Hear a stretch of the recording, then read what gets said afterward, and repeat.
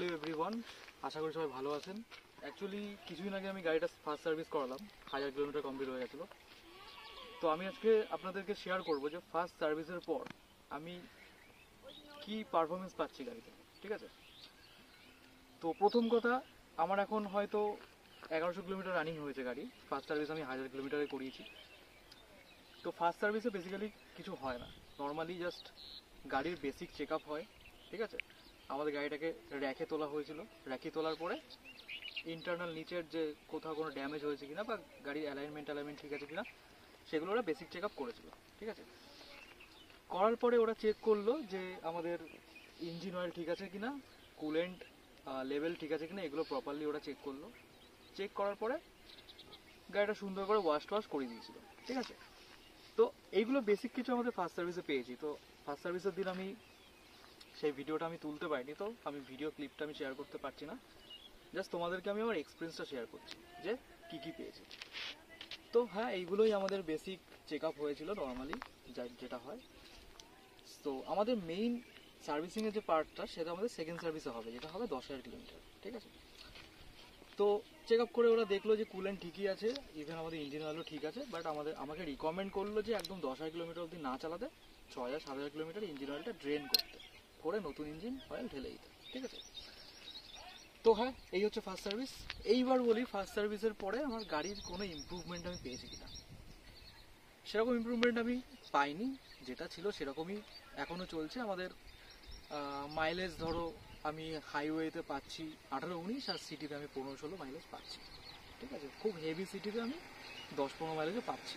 তো যেহেতু আমাদের ফার্স্ট সার্ভিসে জাস্ট বেসিক চেক আপ ছিল, কোথাও কোনো প্রবলেম হয়েছে নাকি, কোথাও কোনো ড্যাম্পিং হয়েছে নাকি, তো সেক্ষেত্রে ওরা কোনো পার্টস যেমন ব্রেক প্যাড বা কোনো কিছু খুলে ওরা যে ওটাকে চেঞ্জ করবে বা রিপেয়ার করবে, সেরকম কিছু যেহেতু হয়নি, মানে হার্ডওয়্যার রিলেটেড কোনো প্রবলেম যেহেতু হয়নি, সো গাড়ি নেওয়ার পরে যে পারফরমেন্সটা আমি পাচ্ছিলাম এখনও সেম পারফরমেন্সই পাচ্ছি।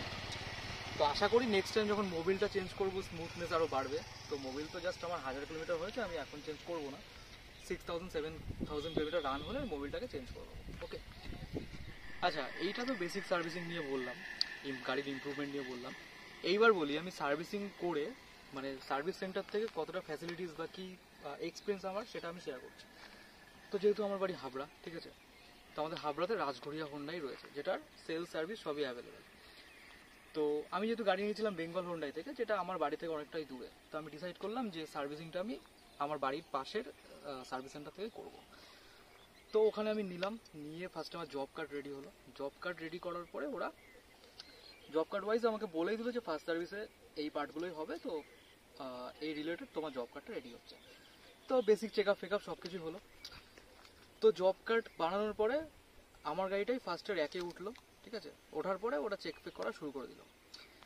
তো ওদের বিহেভিয়ার খুবই ভালো ছিল, আমি ফুল স্যাটিসফাইড। আমি রিকমেন্ড করবো যদি আমার হাবড়া রিলেটেড মানে হাবড়ার আশেপাশে কেউ থাকে, তারা অবভিয়াসলি রাজগড়িয়া হোন্ডাই থেকে সার্ভিসিং নিতে পারে, এটা আমার রিকমেন্ডেশন রইল।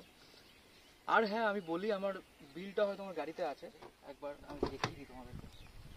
আচ্ছা, এইটা হচ্ছে আমার বিলটা, যেটা আমি সার্ভিসিংয়ের জব কার্ড যখন হয়েছিল লাস্ট আমাকে এই বিল জেনারেটটা করে দিয়েছিল, এই বিলটা আমাকে জেনারেট করে দিয়েছিল। তো এখানে বেসিক্যালি দেখো আমার জাস্ট খরচ হয়েছে টোটাল 40 টাকা। ফার্স্ট সার্ভিস আমার কমপ্লিট হয়ে গেছে 40 টাকায়, ঠিক আছে? কারণ এই 40 টাকা হচ্ছে জাস্ট একটা শ্যাম্পু দিয়ে ওরা ওয়াশ করে দিয়েছিল, যে শ্যাম্পুর চার্জটা, ওকে? আর এইগুলো দেখো সব কিছুই অ্যামাউন্ট জিরো আছে, জাস্ট আমার এই উইন্ডশিল্ড ওয়াশার বলে যে শ্যাম্পুটা থাকে সেইটা আমাকে অ্যাড করে দিয়েছিল 33 টাকা। এইটাই আমার just first service charge, only 40 rupees. তো খুব অ্যাফোর্ডেবল, খুবই ভালো সার্ভিস, আমি ফুল স্যাটিসফাইড। তো হ্যাঁ, এটাই আমার সার্ভিসিং কস্ট, অনলি 40 রুপিস, যেটা একদম ফুল অ্যাফোর্ডেবল, ঠিক আছে?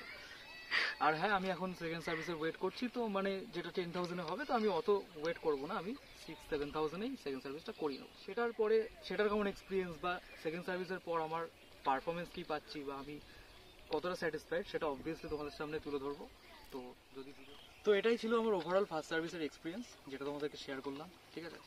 তো সবাই ভালো থেকো, সুস্থ থেকো, আজকের মতো টাটা।